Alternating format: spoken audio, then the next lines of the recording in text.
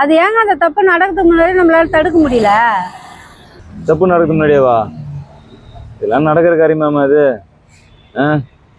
தப்பு நடக்கிறதுக்கு முன்னாடியே தடுக்கணுமா? வேணா ஒன்று பண்ணலாம். தப்பு நடக்கிற இடத்துல போயிட்டு நம்ம முன்கூட்டியே உக்காந்துக்கிட்டா தப்பு நடக்காம பார்த்துக்கலாம். அதாவது தப்பு நடக்கிறதுக்கு முன்னாடியே நான் முன்கூட்டியே அங்கே போயிருக்கணுமா? இது என்னங்க பைத்தியக்காரத்தனமா இருக்கு? பைத்தியத்தனமாக தான் இருக்கும். இப்போ நடக்கிற சம்பவம்லாம் பார்த்தா எப்படி இருக்கு சொல்லு? பொம்பளை புள்ளிங்களை கூட்டின்னு போயிட்டு பலாத்காரம் பண்ணுறவங்களாம் நடுரோட்டை பண்ணிக்கிட்டு இருக்கிறான். எல்லாம் இந்த காடு கருவு எங்கே இருக்குதோ அங்கே தான் கூட்டிட்டு போய் பலாத்காரம் பண்ணுறானுங்க. பண்ணிட்டு என்ன சும்மா விட்டுறானுங்க, கொலையும் பண்ணி போட்டுறானுங்க. இப்போ என்னதான் பண்ணலாம் இதுக்கெல்லாம்? ஏம்மா இப்போதான் எவ்வளோ டெக்னாலஜி வந்து போச்சாம்மா.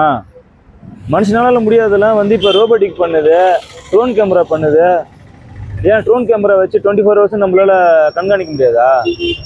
எதுக்கோ கண்காணிக்கிறாங்கல்ல, எதுக்கோ தேவைப்படுது இல்லை ட்ரோன் கேமரா. ஏன் ஒரு தப்பு நடக்கிறதுக்கு முன்கூட்டியே ஒரு ட்ரோன் கேமரா வச்சு 24 hours நம்மளால கண்காணிக்க முடியாது? ஏன் கொரோனா டைமில் கேரம் போர்டு விளையாடலாம் போயிட்டு நம்ம கண்காணிச்சு பிடிக்கலையா? அதேமாரி இப்போ வயக்காட்டில் கொலை பண்ணுறவனையும் கற்பழிக்கிறவனையும் கண்டுபிடிக்க முடியாதா? இல்லை கண்காணிக்க முடியாதா? அவனை இந்த நாட்டிலேருந்து அடுத்த நாட்டுக்கு ட்ரோனை வச்சு குண்டு போட்டுக்கிட்டு இருக்கானுங்க. நம்மளால ட்ரோன் கேமரா வச்சு எல்லாத்தையும் கண்காணிக்க முடியாதா?